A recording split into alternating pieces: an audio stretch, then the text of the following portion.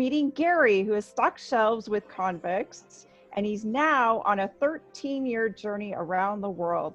He loves chocolate ice cream, can name every country from memory, and has a collection of National Geographics dating back over 100 years. Welcome, Gary. That's right. Thank you very much.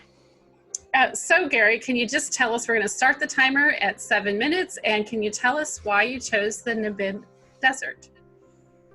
Because not a lot of people know about Namibia, and I think it is one of the best countries for people to visit. It's extremely safe, it's a fantastic place, and more people need to know about it. Okay. Wonderful. So tell us about some of the people and friendships that came from this experience. My first trip to Namibia was actually with a conference. I went to the Adventure Travel World Summit and got to end up spending 5 days out in the desert with some of the people that were there. And Namibia used to be a German colony, and there's still a population of native German speakers in Namibia. And we went out with these group of basically German rednecks. Who are not the kind you're going to meet in Germany proper. And then they went out, they took us out in their 4x4s, and we tooled around in the desert for 5 days, and it was a fantastic experience. Beautiful. So how long were you there? Oh, I was there for over a week the first time, and then the second time we stopped, I took a ship from Cape Town to Morocco. Okay. Went up the west coast of Africa, and we stopped, we did 2 stops in Namibia. One in Walvis Bay, Swakopmund, which is kind of the main city on the coast. And then we did another one in the south at a abandoned diamond mine called Luderitz. And if you've ever seen like these abandoned photos where the desert is taking it over and these sand dunes have piled up, that's usually taken in Luderitz, which is in Namibia. Okay. Wow. And so did you have an unplanned or unexpected experience while you were on this journey? Yeah, there was one. The desert has extremely high sand dunes, and it abuts the Atlantic Ocean. And there's this enormous dune that's about 300 feet tall that goes along the coast of the ocean, and it's called the Wall of Death. That's what some of the locals call it. And it's because if you drive down the dune, which we did, which was a terrifying experience, you just don't want to get stuck there at high tide because it comes right up against the sand. Otherwise, if you're at low tide, it's just a great experience to drive along it. But driving down that was fun and terrifying. But as I learned later, all sand dunes are pretty much the same angle. So it doesn't matter how big the dune is. It's kind of the same no matter if you're driving down a big dune or a small dune. It's just that it takes longer. Gotcha. Oh my goodness. So tell us about any of your food experiences. I know nothing about what you might find in the desert. Namibia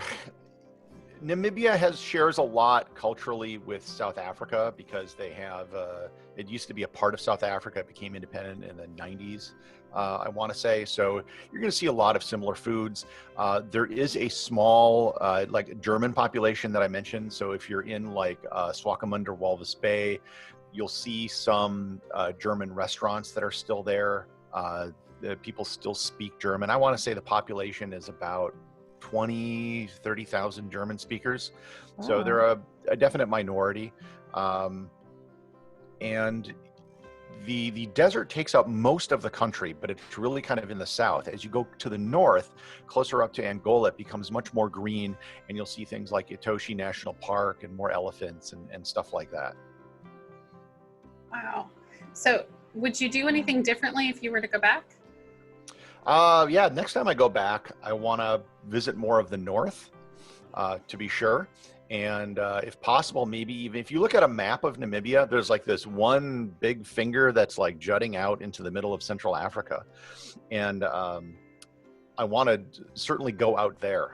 That's one of those sort of geographical oddities. And there's this point where 4 countries don't quite meet at one point like they do at the 4 corners in the US, but it's only 100 meters apart where you have 4 countries. And it's the only place on earth where you can really experience that, where you have Botswana, Namibia, Zambia, and Angola, I think. Oh, wow. Oh my goodness. So you could travel to 4 countries within a very short period of time. Yeah, if you're in a boat, the area is in a river. So if you're in like a boat, you could, in theory, be in 4 countries in like 1 minute. Yeah. Wow. Oh my goodness, that's super cool. So what would you suggest for someone planning to go? You're probably going to be flying into South Africa, realistically. So you're going to be going to either Cape Town or Johannesburg. And then from there, you're going to take a flight to Windhoek, which is the capital, or to Swakopmund/Walvis Bay, which are 2 cities right next to each other on the coast. And those are really the only 2 major urban areas in the country, I should add. And then from there, just find an outfitter if you want to go into the desert. If you're in Swakopmund or Walvis Bay, there are day trips you can take out to the desert, which are still great. And there are great flight seeing tours. That area along the coast is called the Skeleton Coast because there are so many shipwrecks along there. And these shipwrecks, so there's one that I saw that was 100 years old, roughly early 20th century. And it's now over 1 kilometer from the coast because the sand, it just keeps moving towards the west. And so now it's this shipwreck in the middle of the desert. Oh, that's crazy. Oh my goodness. That is like a real oddity of what you could see when you're there. Were there animals? I mean, did you see that? That was one of my questions. You were talking about taking an overflight. What do you see in those? Lots of flamingos on the coast, lots of seals, lots and lots of seals. And supposedly, if you go a little bit further north, there's a pride of lions that have learned to hunt seals. And I think it's the only place in the world where you can find lions that actually prey on seals. Wow.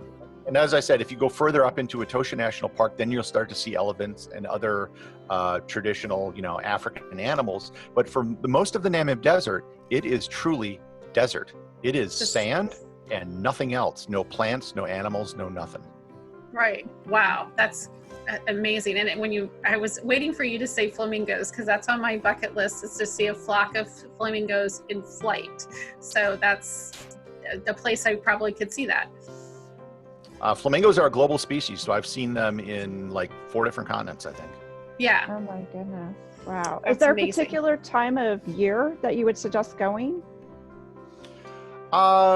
It's not. Oh, that's it. Doesn't matter. It's a desert, right? It's a desert. So that's our 7 minutes, Gary. Thank you so much for sharing your story. Now you've inspired us all to see the deserts in Africa. That's a beautiful thing. Namibia sounds amazing and a place that I would not have thought to go. So thank you.